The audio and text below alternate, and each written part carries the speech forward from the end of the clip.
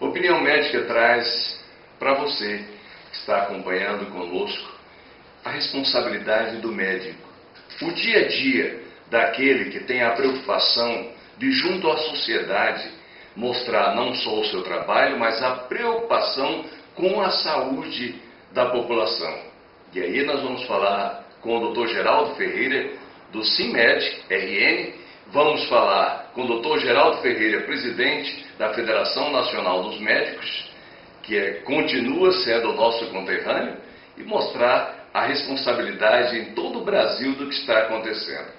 Dr. Geraldo, seja bem-vindo ao Opinião Médica, e que bom que agora já se pode ter uma nova visão da medicina. Um novo tempo, né?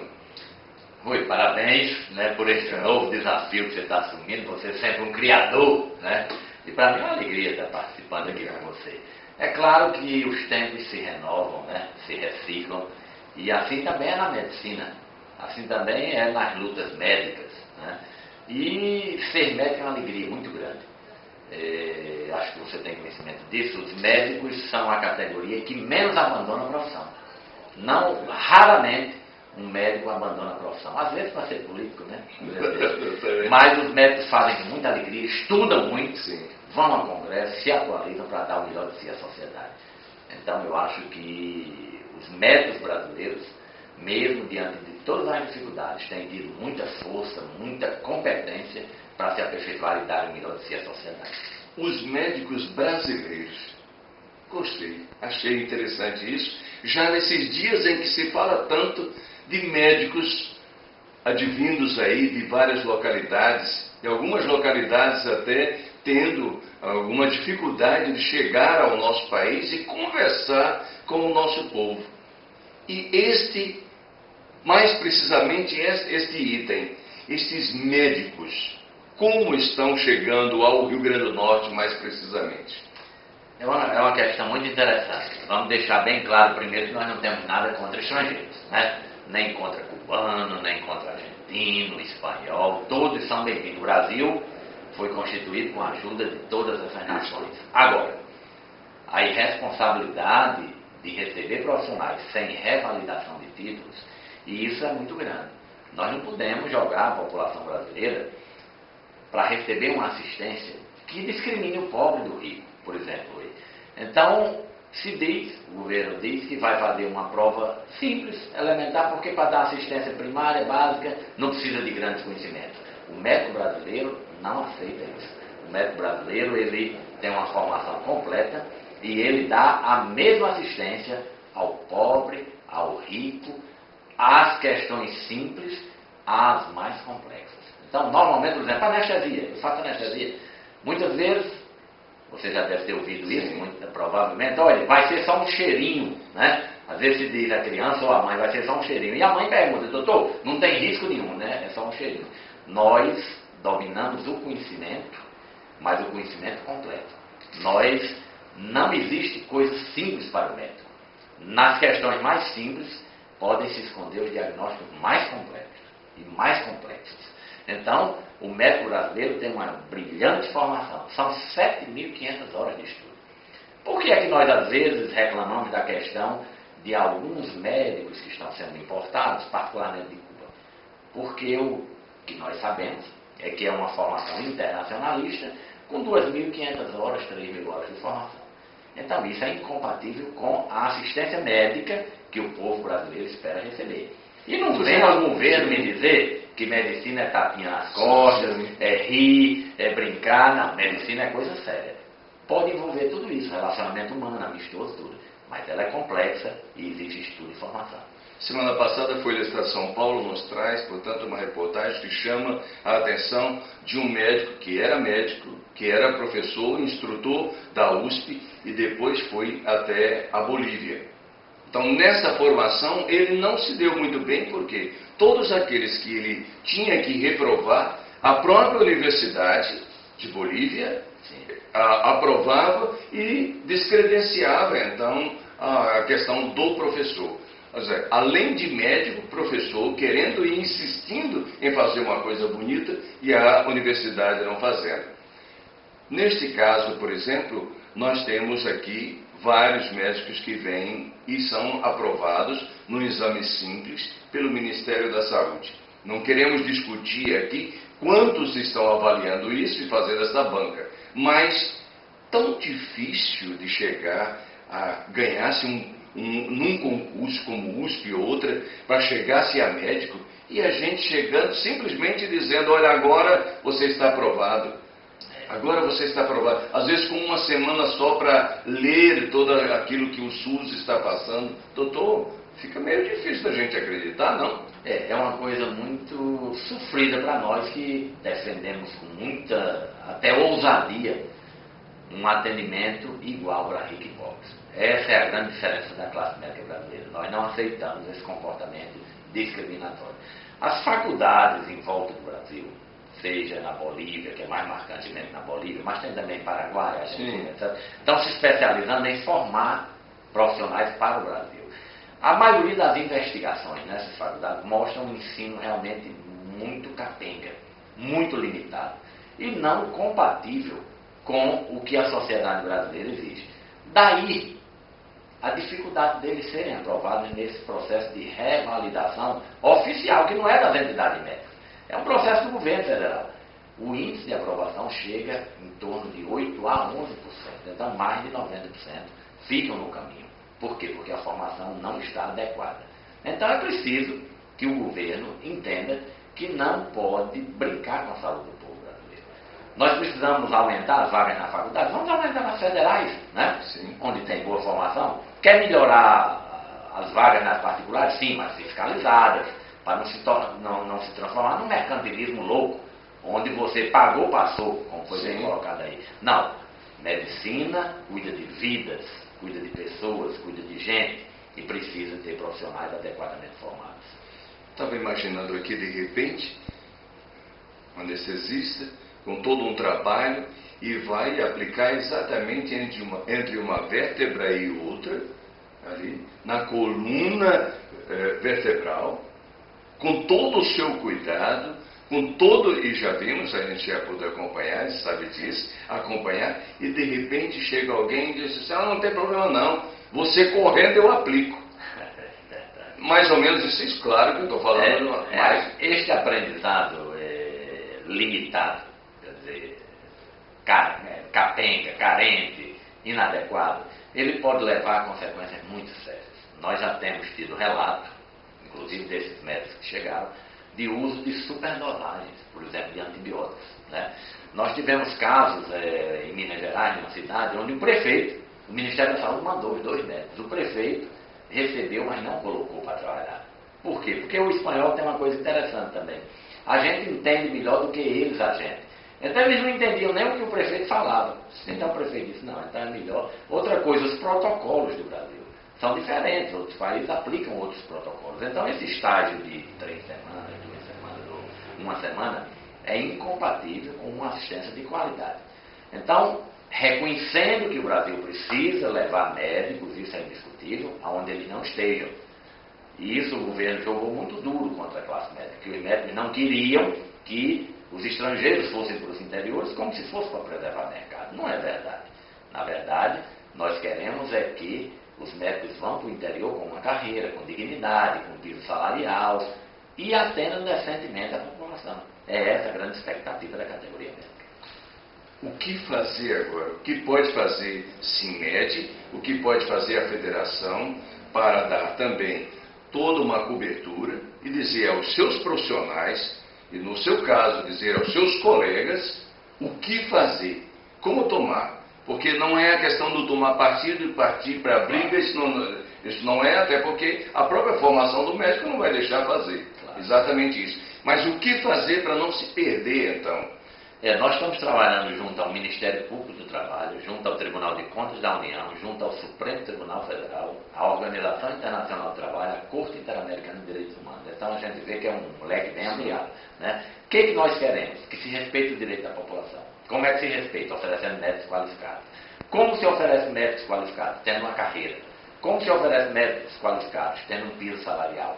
Como se convoca esses médicos? Através de concurso público. O engraçado é que tudo isso está na lei. E o governo, infelizmente, atropelou todos esses passos. Todas as vezes que você precisar de uma opinião de verdade, uma opinião do médico, você vai assistir aqui. Às quartas-feiras, 20 horas. Aos domingos, às 13 horas. Opinião médica. Nós conversamos com Geraldo Ferreira, anestesiologista, presidente do CIMED-RN e presidente da Federação Nacional dos Médicos. Doutor Geraldo, muito obrigado. Obrigado a você, Rui. E boa sorte e sucesso nesse programa, que eu sei que vai ser, certamente. Programa e revista Opinião Médica você vai poder acompanhar aqui, na NET.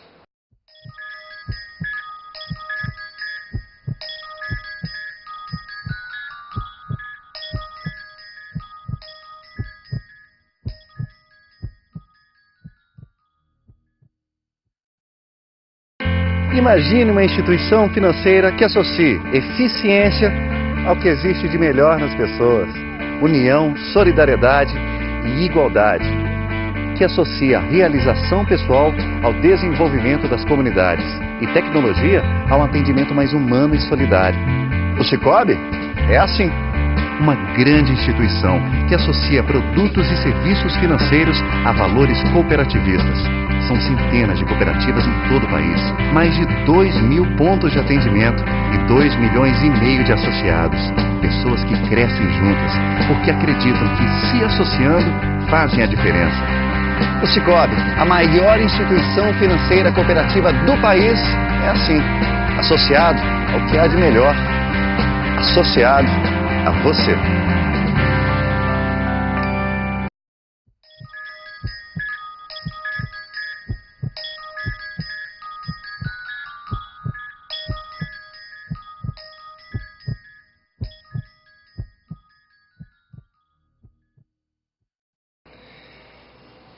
Opinião Médica tem a satisfação de estar conversando com um dos grandes profissionais do Nordeste, o nosso querido Dr. Sebastião Paulino. Dr. Sebastião Paulino, que vai estar acompanhando para e passo as ações deste programa do Opinião Médica e as ações da revista Opinião Médica, já que estará acompanhando como diretor médico jurídico desses dois projetos. E o porquê disso aí? Por que Dr. Sebastião Paulino está aí? Porque é médico e advogado e acompanha para e passo as ações. Falando de ações, parece muito mais preciso agora, falávamos um outro dia, este é o momento de se falar de opinião médica. O porquê de se falar nesse momento de opinião médica, doutor Sebastião? Ok, Rui, meus cumprimentos. É motivo de vaidade poder falar para você alguma coisa sobre o que você me questiona e desde já agradeço a preleção feita por você em meu nome, em meu benefício. E por que falar de médico no momento presente? Por que falar de assuntos médicos? Hoje o Brasil passa por uma situação atípica, uma situação, eu diria, inusitada até. Né? Fala-se de um programa governamental mais médico que desperta no meio médico um certo frenesi e que há uma interpretação equivocada da sociedade. Num dado momento, passa para o povo a ideia de que o médico é contra o médico estrangeiro, o que na realidade, em princípio, eu já posso começar a lhe dizer que não é verdade. Né? Quanto mais médicos nós tivermos aqui, quanto mais profissionais médicos nós tivermos no nosso meio, muito melhor para a nossa população. Enfim, nós somos também população. Agora, a nossa preocupação é de que os profissionais que aqui chegam, que cheguem com qualificação técnica, que possam ser, inclusive, avaliados. Até porque todo esse tempo foi cobrado essa eficiência e essa capacidade do médico brasileiro. Sim, perfeitamente. O médico brasileiro, aquele que aqui conclui o seu curso e que no comum das vezes se submete a uma residência por mais 2 ou 3 anos, ele é revalidado, ele é reavaliado, ele é testado por diversas vezes e para poder ingressar no serviço público, depois de 5 de outubro de 1988, ele precisa se submeter a um concurso público, de tal sorte que entra aquele que está qualificado tecnicamente. É tudo isso que nós queremos e esperamos de um profissional. Doutor Adílio Jatene falou uma vez, a gente teve a oportunidade de, na Santa Casa de Misericórdia, em Sobral, o ministro, então o ministro, doutor Adílio Jatene, de dizer que orgulhava-se de dizer-se médico num país onde tinha a pesquisa como prioridade, sendo ele, inclusive, por causa dos implantes e das cirurgias coronarianas e tal, sendo ele um desses precursores. Então ele se dizia então satisfeito por viver neste país que pesquisava, que buscava. Então, é exatamente isto, por esse caminho aí do ministro Adílio Jatene? Pois é, e é isto que nós fazemos no dia a dia. E é esta a nossa preocupação precípua, ou seja, a preocupação com o ensino, com a pesquisa, e enquanto universidade com a extensão. Então, nós temos toda uma preocupação com a população. Então, ter um médico qualificado, um médico que possa ter, inclusive, a capacidade de ser entendido quando se comunica com o seu paciente, é o que nós esperamos, porque para nós que somos nativos, que somos brasileiros, às vezes é por demais curioso, porque nos deparamos com situações bem interessantes. E aí você me pergunta, mas por que vocês, os médicos, não aceitam trabalhar no interior? Vamos falar aqui de cidades pequenas no interior, lá dos rincões mais distantes, né? Eu me lembro que logo quando eu me formei, eu tive a oportunidade de trabalhar em uma cidade em que uma certa paciente, em dada ocasião, chegou e me disse: doutor, eu estou de carreira.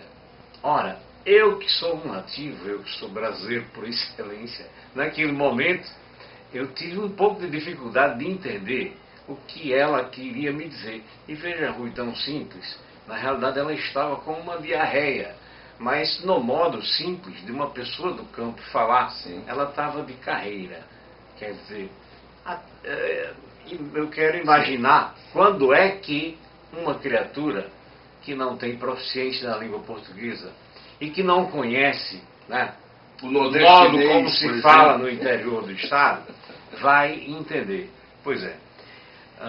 Agora, dia 3 no último dia 3, foi publicado na Folha Estado de São Paulo um artigo onde fala exatamente sobre esta questão.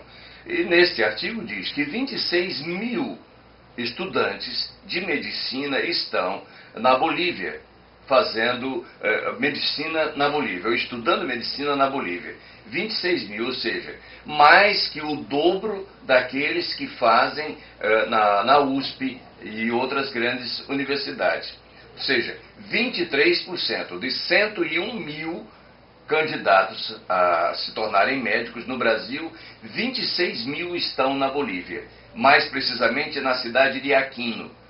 E lá neste artigo do dia 3, na Folha Estado de São Paulo, vocês podem pesquisar também, no dia 3, ele conta, um médico aí coloca-se o nome de Rubem, para não se dar o nome do médico de imediato, e ele que fora médico e professor também da Universidade na USP, São Paulo, ele diz da preocupação dele, porque recebe inclusive uma carta de um ex-aluno dele, que ele havia retirado da escala, um ex-aluno dele denominando-se psicopata, e dizendo de que gostaria que ele pudesse rever todas as suas notas.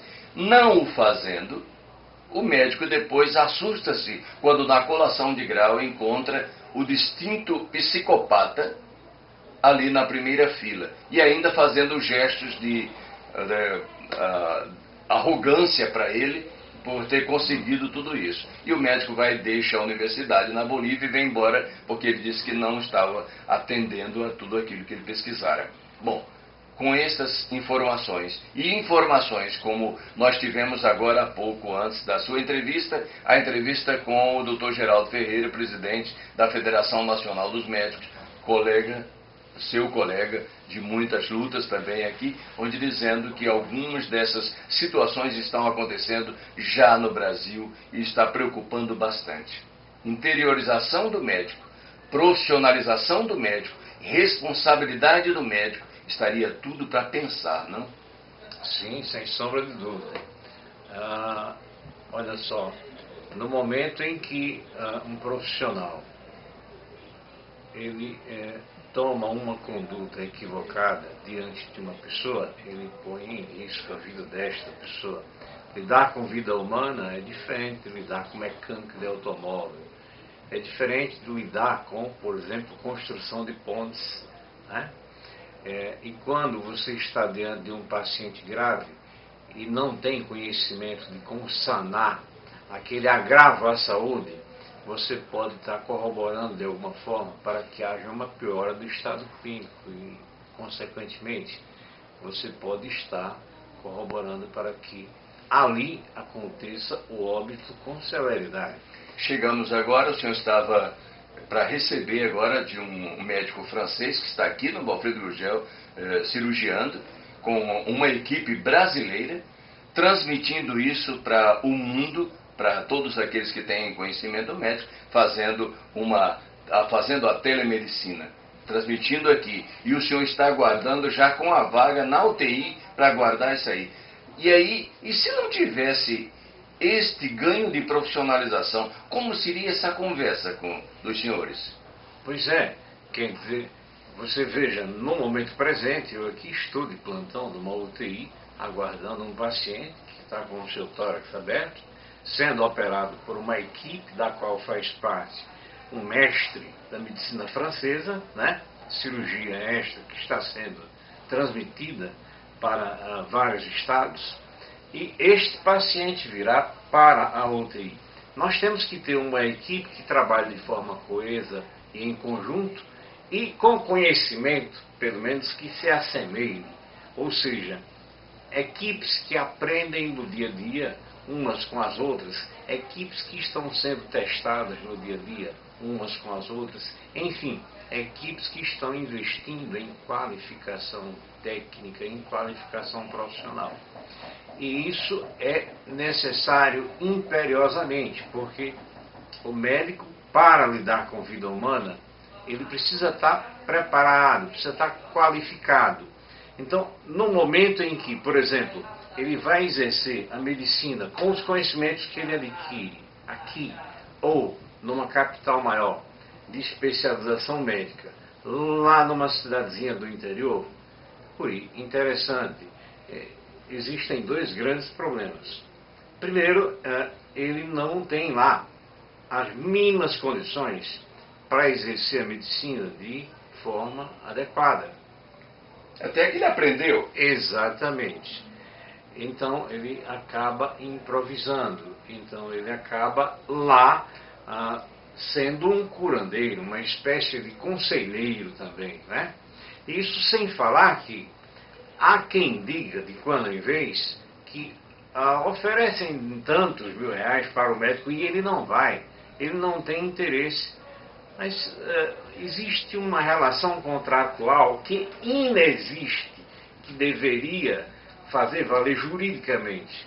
Mas é interessante, a história é uma só. Se você buscar saber dos profissionais médicos que trabalham em cidades pequenas do interior, olha, é incrível. Trabalha um mês, o prefeito paga. Trabalha 2 meses, o prefeito paga. Por experiência própria, do 3º mês em diante, é muito incomum, no dia do pagamento, o prefeito não ter viajado, dificuldades não acontecerem, e não há uma relação contratual que permita ao médico cobrar aquele dever, aquele valor que lhe é devido juridicamente. Então, aquele profissional que muitas vezes tem que ir lá buscar o pão de cada dia para o sustento próprio e de sua família, acaba tendo que voltar, acaba tendo que deixar. Então, hoje, por mais que se ofereça dinheiro para o médico trabalhar em pequenas cidades do interior, infelizmente não há uma relação contratual, juridicamente válida, que lhe permita cobrar, porque o prefeito está sempre numa situação privilegiada. e o médico, coitado, acaba sempre voltando de mãos abanando.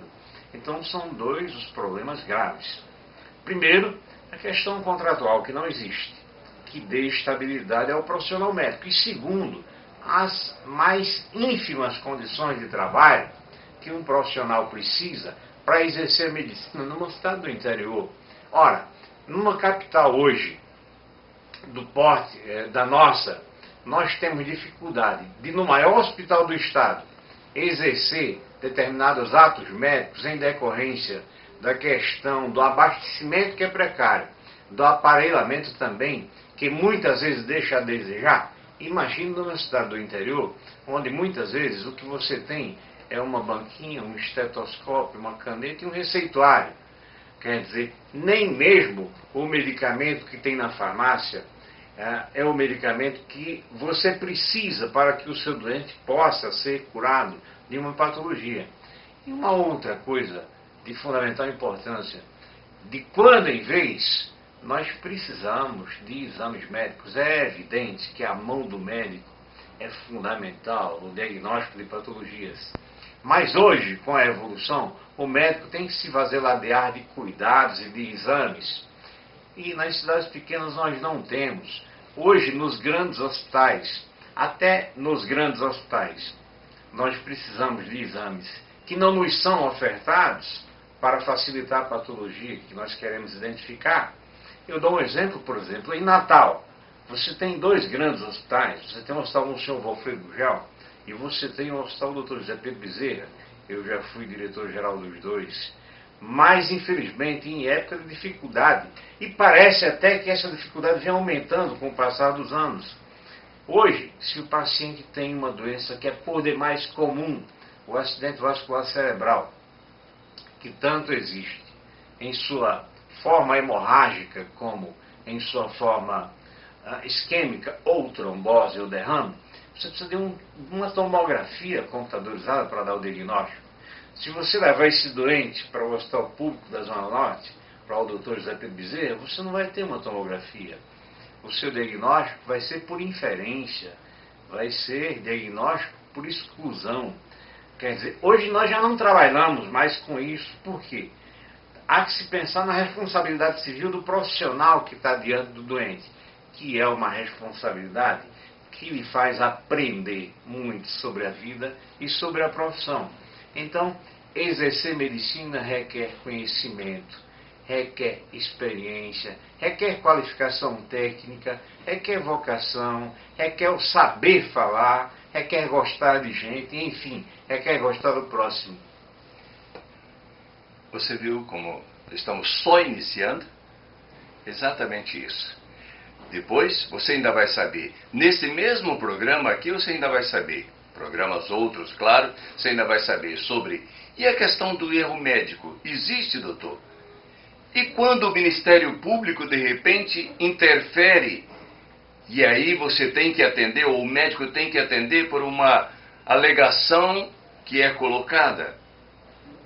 Então, você vai saber todas essas informações acompanhando todas as quartas-feiras, às 20 horas, e também no domingo, a reprise às 13 horas, o nosso Opinião Médica. Até o próxima entrevista e também o próximo programa.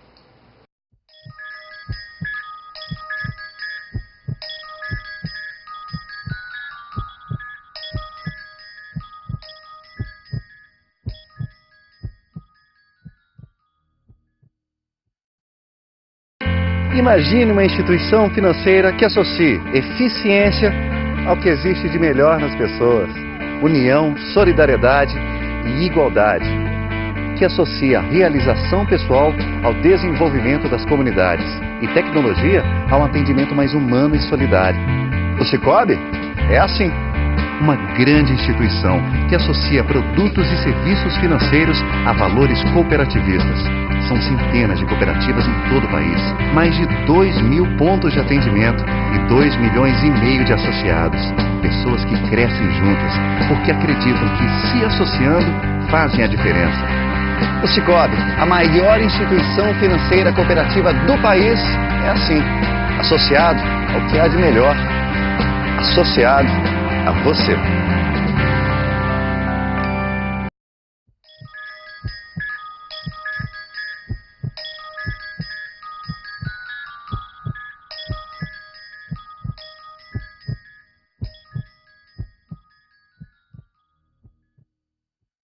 Seja bem-vindo, doutor Giancarlo, ao nosso Opinião Médica. O prazer é nosso e estarei sempre à disposição da Opinião Médica, sempre que vocês precisarem. Quando nós viemos aqui e falamos sobre a criação do Opinião Médica, uma das coisas que o senhor falou, então nós vamos estar trabalhando, mostrando a responsabilidade do profissional para a população. E essa responsabilidade parece que cada vez mais nesses dias tem aumentado devido a tantas falas que se dizem, a tantos médicos que têm que chegarem e a tantos profissionais que precisavam passar por convalidação ou por validação do próprio diploma e parece que isso não está sendo feito. É verdade, a responsabilidade médica, que é um assunto que vem sempre em voga, ela foi jogada ao lixo agora com a questão do Mais Médicos, onde nós tivemos, a população brasileira teve que acatar profissionais que chegaram ao nosso país.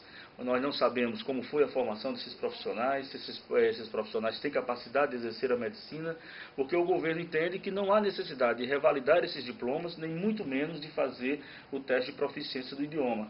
Então nós vamos expor a nossa sociedade, a nossa população mais carente, a profissionais cuja qualidade nós não podemos aferir e também a capacidade de comunicação desses profissionais também nós não tivemos como aferir. Então realmente a responsabilidade civil ela precisa agora ser discutida mais do que nunca. Então, nós encontramos agora no dia 3, mais precisamente no dia 3 de novembro, reportagem da Folha do Estado de São Paulo, onde um médico, estava lá só o nome fictício de Rubem, mas fora professor, como o senhor é professor também universitário, formando seus colegas, fora professor da USP e estava na Unabol, em Aquino, na Bolívia. E lá ele reprovara alguns dos seus alunos, dentre eles um que se denominou depois, em carta a ele, de psicopata. E diz então de que ele errou e que ele volta sim e que vai se formar, mesmo tendo sido reprovado por esse mestre. E aí o mestre tem uma surpresa maior quando chega e na colação de grau está aquele psicopata sendo um dos primeiros da fila e ainda fazendo gestos de arrogância para ele, dizendo que havia vencido então a batalha. Bolívia, então, cidade de Aquino, Unabol, está aí, Folha Estado de São Paulo, dia 3 de novembro. Vocês podem procurar Mário Uzanave, alguma coisa assim, o correspondente. Mas, e então, ele diz, já pensaram esse psicopata tendo que atender essas pessoas? Aí a Folha Estado de São Paulo nos traz ainda 26 mil candidatos estão fazendo lá, ou seja, 3 vezes mais do que a própria USP está formando. Com apenas R$10.000, você paga os 5 anos e talvez, muitas vezes, como psicopata, não precise nem ir lá. Essas pessoas estarão com um diploma, passando direto pelo Ministério da Saúde, sem passar pelo CRM, sem passar pelo Conselho Federal de Medicina. Como ficamos nós, população? Porque o senhor, além de médico, é população, é povo. A gente tem que alertar a população, porque o aparelho formador, ele tem total responsabilidade sobre o profissional que ele está jogando no mercado. E se nós não tivermos como medir o conhecimento desses profissionais, realmente o povo vai sofrer as consequências e alguém precisa ser responsabilizado por isso. Eu acho que as autoridades que permitiram que isso acontecesse, elas terão que ser responsabilizadas, elas terão que assumir a sua parcela de culpa. O que não pode é haver uma lesão às pessoas e nós não encontrarmos os culpados, quando todos sabemos que o culpado é quem formalizou essa não necessidade de fazer o revalida. Médicos do interior. Eu estou imaginando aqui, de repente, as pessoas chegam e o médico diz, hablas espanhol? Não. Mas pior ainda, é aquele paciente chegar e dizer que está com um problema no pau da venta, que está com um problema de diarreia, ele chama de carreira, ou que a batata da perna está doendo. E aí esse espanhol, sem saber nem do que se está falando, vai ter que perguntar o que é. Vai ter que atender o quê? No gesto? Pois é, o regionalismo no falar, muitas vezes o próprio nativo de uma cidade maior tem dificuldade de entender, imagina um estrangeiro. O que está acontecendo, Rui? Em alguns municípios pelo Brasil, eles estão colocando uma pessoa para ser tradutora. Mas aí a relação, a confidencialidade da relação médico-paciente fica completamente comprometida, porque você tem uma terceira pessoa participando da relação médico-paciente, que é uma coisa extremamente cheia de privacidade, cheia de pudores, né? Então uma coisa que não pode ser revelada para todo mundo. Então são questões éticas que precisamos realmente analisar e combater os descalabros. Então, nesse caso, o senhor está dizendo como fica difícil estar ali com um intérprete ou um tradutor homem, quando o ginecologista está atendendo uma senhora, por exemplo. Exatamente. Tá? Com todo o pudor dela, ela já não queria muito ir para um médico. Mas se aparecer um médico na cidade, e este médico é homem, e diz que pode atender como ginecologista, ela tem que ir. Mas aí tem que ir para ele e o tradutor. Ela vai sofrer talvez duas dificuldades.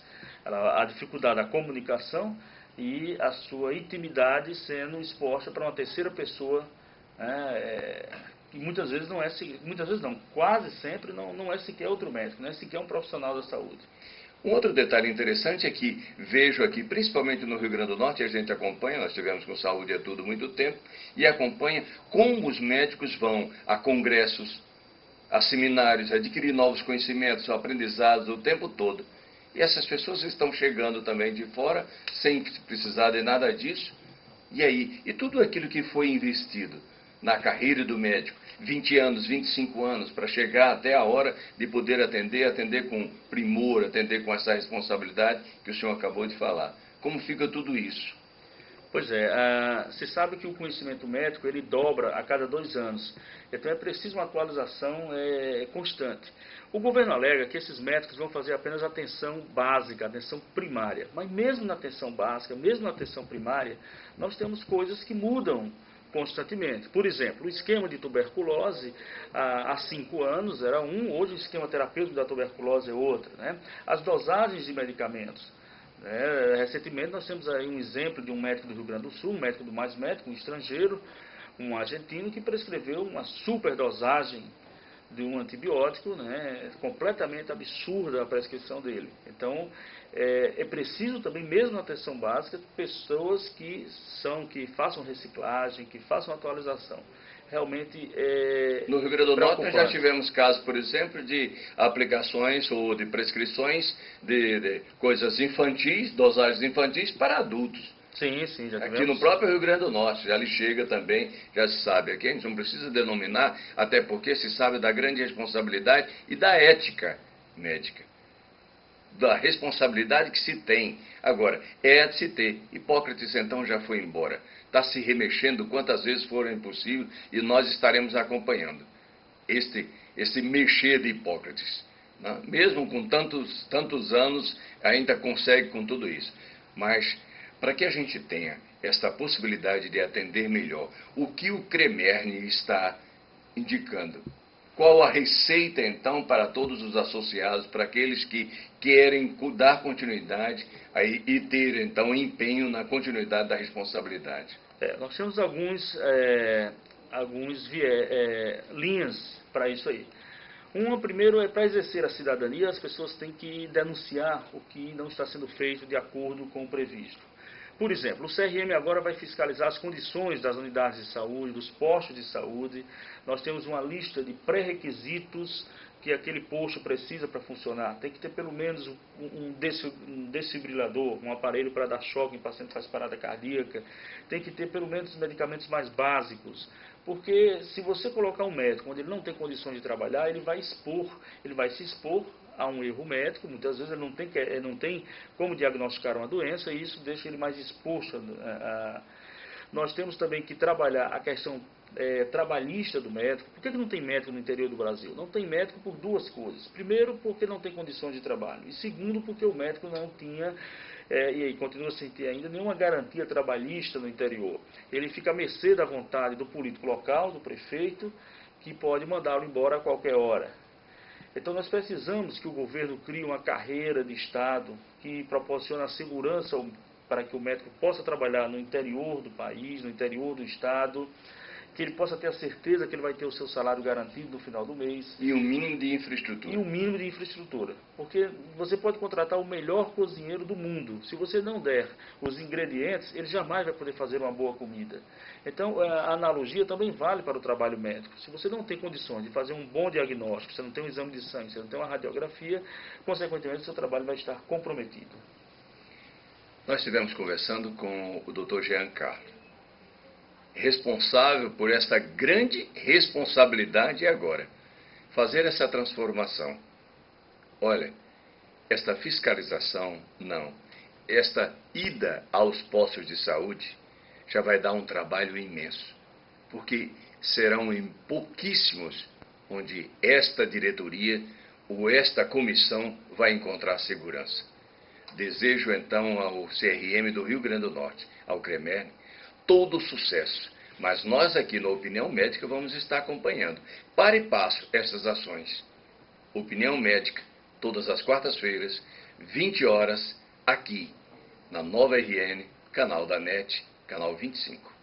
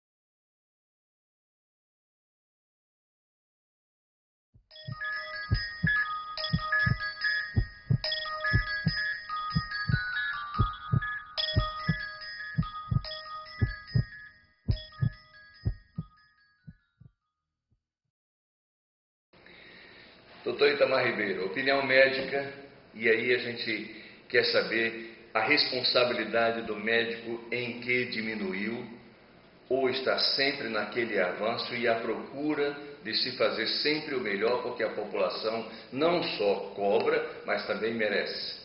Primeiro, obrigado por estar aqui com você. Mais uma vez a gente inicia. Mais uma vez, iniciando um programa, isso para mim não é satisfação, isso é uma honra. A condição médica é de você sempre estar aprendendo. Do mesmo jeito que o mundo muda, a tecnologia empregada ao serviço do indivíduo, na complexidade do indivíduo, ela também avança. Então nós sempre temos que estar em busca do melhor para o paciente. Esse é nosso objetivo, sempre, e sempre assim será. Lembro-me a sua saída daqui para Sobral, quando a implantação da telemedicina chegava ao Brasil, o senhor estava acompanhando porque queria todos os primeiros passos e os passos tops. O senhor estava lá, doutor Heraldo Salustiano, doutor Kleber, todo o pessoal, e o pessoal também do Dante Pazanese. Tá? O senhor trazia, portanto, para Natal já todo esse trabalho. Estivemos com o doutor Sebastião Paulino, o doutor Sebastião Paulino dizendo, olha, o casal chegou, lançou aqui e ainda disse, qualquer coisa ainda vou precisar daqueles trabalhos antigos, mas eu acho que não vai dar mais, não vai precisar mais. Ele então diretor do Alfredo Gugel, deu todo o apoio, toda a força. Veio, hoje são novos estentes, a hemodinâmica já trabalha com todo um equipamento bem diferente. O que é que mudou dessa época da implantação para cá?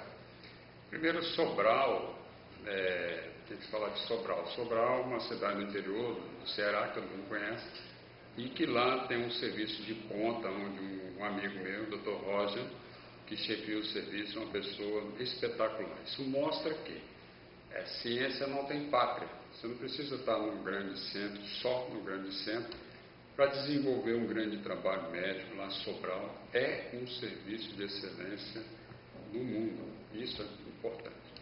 Aquele serviço de telemedicina, nós o implantamos aqui também em Natal. Funcionou alguns anos. Agora, no governo Rosalba, quando todo mundo fala mal do serviço, até algumas coisas foram boas. Foi implementado no serviço, funcionou muito bem.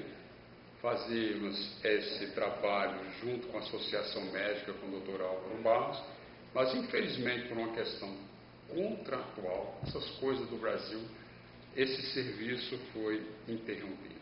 Quer dizer, esse serviço fazia, o que era isso? É o diagnóstico, uma ajuda diagnóstica importante nos doentes que têm, por exemplo, suspeita de infarto. Por quê? Porque a maioria dos pacientes que têm infarto na rede pública, nos postos de saúde, onde estava esse serviço, onde as pessoas têm mais carência, é onde você tem médicos também não especializados no assunto. Muitas vezes você tem ginecologista, ou até mesmo pediatra, e chega um adulto e você tem que diagnosticar, são os desafios. E não tem infraestrutura nenhuma. Claro, e era uma coisa fantástica isso se perdeu, infelizmente, por uma questão contratual, não culpa do governo. Mas isso não é vergonha nenhuma que no mundo inteiro você não tem que ter um cardiologista em cada esquina, porque isso não existe em nenhum país do mundo. Então nós fizemos isso, foi muito importante. O que evoluiu daquela época para cá, evoluiu muita coisa. Sempre existe. Os estentes melhoraram de qualidade. Vieram os estentes hoje chamados recobertos, farmacológicos. Nós tivemos a oportunidade também de iniciar aqui no estado do Rio Grande do Norte. Vieram as outras técnicas acessórias dentro de sala que ajudam. Por exemplo, todo mundo já ouviu falar em cateterismo, mas hoje não é só cateterismo, angiografia dentro de sala que nós ajudamos. Existem outros nomes mais complicados, mas que são usados já alguns pacientes verão o seu programa, sabe? Que é a reserva de fluxo fracionado, limite médio. Se aquela lesão verdadeiramente é isquêmica ou não obstrutiva, é uma coisa um pouquinho mais complicada, mas são nomes que agregam valor e decisões de diagnóstico e tratamento. O ultrassom intracoronário também é importante nessas decisões. Então, essas ferramentas, essas tecnologias também hoje já estão incorporadas ao nosso arsenal, na nossa sala que nós chamamos de hemodinâmica. Interessante, nós estamos falando sobre isso aqui, estamos falando com um profissional altamente capacitado. Por quê? Opinião médica vem para isso, para estar levando até você essas informações e essas orientações, porque você merece. Um outro detalhe interessante, o porquê disso? Porque você está falando muito a questão da responsabilidade médica, a questão da credibilidade, a questão do comprometimento de tudo isso. Sim, porque de repente aconteceram assim muitos médicos para chegarem aí na sua cidade, no interior, sem a condição de trabalho ou infraestrutura, que é sempre menor. Mas não é só isso. Chegam os profissionais, mas profissionais com validação de diplomas pelo CRM, não é. Pelo Conselho Federal de Medicina, não é. Como é que estão chegando essas pessoas e como se pode cobrar, como a população pode cobrar, então, quando há um erro médico? Olha, eu só gostaria de falar sobre aquele comentário do Valfredo Gurgel. Eu vou falar sobre o programa Mais Médico, a minha visão, e vou explicar o porquê das coisas. O que o diretor do Valfredo Gurgel disse é que nós também implantamos a técnica de tratamento do infarto, que é a mais moderna do mundo ainda hoje, que é você desobstruir com um catetezinho. O que é um infarto? É uma artéria do coração que fecha, que vulgarmente as pessoas falam que é uma veia, não é? Uma artéria, ela fecha, aquilo pode matar o indivíduo agudamente ou lesionar o coração, e nós temos que desobstruir.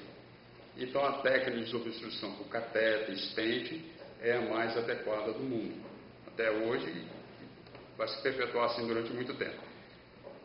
E essa técnica nós começamos no Valfredo porque nós estamos pegando o doente depois da hora. Então nós fomos lá várias vezes para que o doente chegasse na hora. Porque quanto mais o evento agudo acontece, quanto mais passa o tempo, é uma emergência mesmo, pior se tinha os resultados, a gente ia tratar a sequela e não a causa. Então essa técnica já está hoje muito bem implantada, nós começamos isso, eu acho, uns 15 anos atrás, bem implantado. O problema hoje é vaga, leito, que é o que precisa o país. Aí vamos falar um pouquinho desse programa Mais Médicos, onde eu não entendi até agora porque a lógica do governo federal, diga-se PT, de colocar para a população que nós somos contra, os profissionais médicos são contra mais médicos para atender principalmente a população mais carente. Isso é uma mentira, isso é uma falácia. O que nós médicos estamos indignados é com a forma como a coisa é feita. Eu não fui a reunião nenhuma com nenhum colega, mas a opinião hoje é do Brasil, do Oiapoque ao Chuí, de todos os médicos, até do meu pai, que é aposentado, que tem 86 anos, que perguntou o que é que estão fazendo com esse país, o que é que estão fazendo com a medicina. Indignados, até crianças de 10 anos. Meu filho, na escolinha, eu te mostrei a fotografia, na escolinha, na Semana da Cultura, lá no NEC, Pinguim, de gente onde ele estuda, teve uma participação sobre o hospital, ele escreveu, respeito com os médicos. Então, essa é a questão. Ninguém é contra ninguém. Ninguém é contra vir gente de fora do país para cá. Mas tem que vir de forma decente e responsável. Eu não sei a quem a população vai procurar. Não sei. E eu tenho recebido, já peguei receitas, coisas primárias, erros assim grosseiros, que com toda a dificuldade que você sabe de formação hoje do médico brasileiro, também temos as nossas dificuldades, nós ainda conseguimos ser, esses colegas que estão se formando hoje, que estão na sua escola, hoje adentrando, conseguem ter um nível ainda melhor que essas pessoas. Isso é um ponto de satisfação.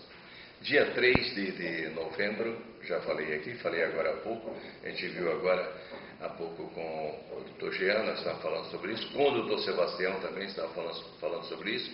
Dia 3 de novembro, Folha Estado de São Paulo, falando sobre um doutor Rubem, ele estava lá fictício, o nome fictício, mas fora então médico na USP São Paulo, dando aula em Aquino, na Bolívia.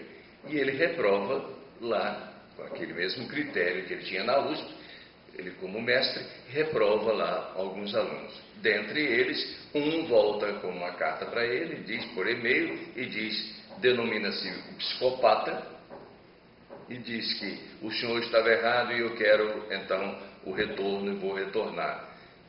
A surpresa maior dele é que quando ele chega na colação de grau, primeiro aquele que ele havia reprovado, o então psicopata, estava na frente e ainda fazendo gesto de arrogância para ele e tudo estava lá. Então, ele disse, não dá mais para mim aqui e eu estou de volta ao meu país e não ensino mais aqui. Conclusão disso tudo. Se nós estivermos à mercê, então, desta população que vem dizendo-se médico, dizendo-se profissionais, como nós vamos ficar? Esta é a nossa preocupação, doutor. Porque estamos acostumados com a nossa cultura brasileira da formação dos profissionais.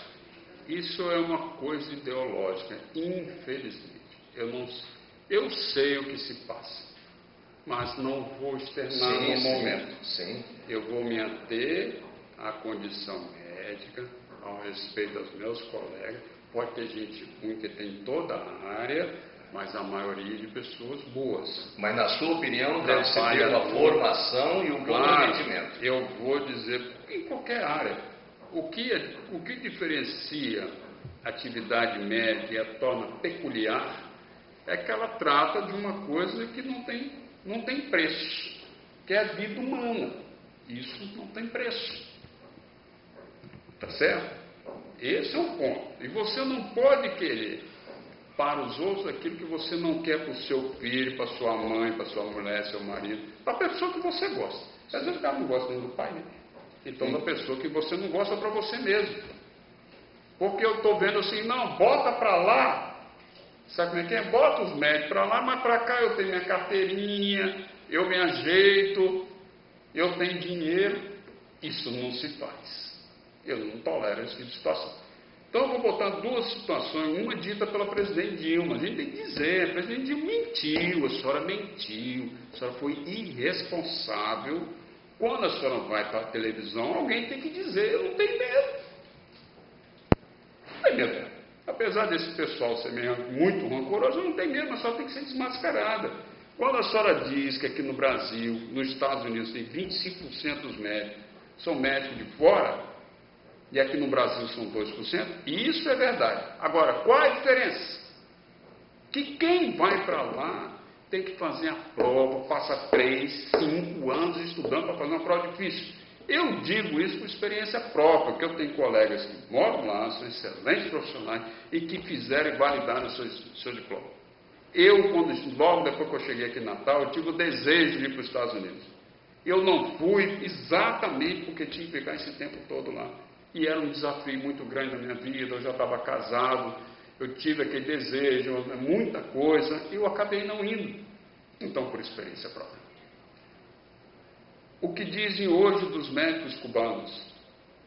Eu considero isso um assinte, um desrespeito. Sim, então os 25% dos médicos, só para encerrar, que foram para lá, estudem, fazem prova. Eu conheço colegas da Venezuela, porto-riquenhos, brasileiros que são sucesso nos Estados Unidos, mas tem que estudar. Não entra por decreto de governo. E aqui os 2%. A prova aqui é mais difícil, não é? Não! Porque as pessoas também têm que vir para cá e passar apenas por uma prova. E não passam. E a prova não é difícil, foi feita aqui para estudantes aqui da Universidade Federal do Rio Grande do Norte. No 5º ano, 90% deles passaram. Os médicos de fora, nem 9%. Então, são médicos? Eu não sei o que eles fazem. Então, essa é a grande diferença. Então, uma pessoa na posição da presidente não pode falar isso. Fala as coisas com razão. Sobre os colegas cubanos, eu não tenho nada contra eles. Eu sou contra, radicalmente, como cidadão e como médico, o que estão fazendo. Sustentando um governo criminoso, irresponsável como aquele de Cuba. Quem acha que é bom, vai para lá. Porque eu já estive lá também como médico. Eu já fiquei lá. Eu fiquei no hospital onde ficou Maradona. Maradona voltou? Não voltou. A medicina de lá é fraca, não tem nada. Se as pessoas acham que tem, então pega o seu aviãozinho e vão se tratar lá. Sem saber o governo de Cuba. Porque na hora que sabe, faz aquele acolchambrado. Não é verdade assim? Com certeza. Com certeza. Então, quem quiser, eu estive lá, não tinha sequer papel higiênico e sabão no hospital. A diferença é que as pessoas não reclamam. São resignadas. Não podem reclamar. Não, mas as pessoas são muito boas. Não reclamam, acham que aquilo é aquilo mesmo. Que é assim, é assim. Entendeu? E não é assim. Então, aos colegas, e você pagar o governo e pagar $100 para essas pessoas, eu acho isso um absurdo. E não aceito isso como cidadão. Quer vir, vem. Mas que venha pela porta da frente. E se for bom, pode vir trabalhar comigo. Qual é o problema? Pode vir aqui trabalhar. Qual é o problema? Fazemos tanta coisa para as pessoas necessitadas. Temos vaga, trabalhamos com pacientes do SUS com maior orgulho. Fazemos, não tem problema nenhum. Esta é a opinião médica. Vai estar acompanhando sempre, trazendo essa opinião direta para você. Todas as quartas-feiras, às 20 horas, aqui na Nova RN, canal 25 da NET. Até a próxima. Corta.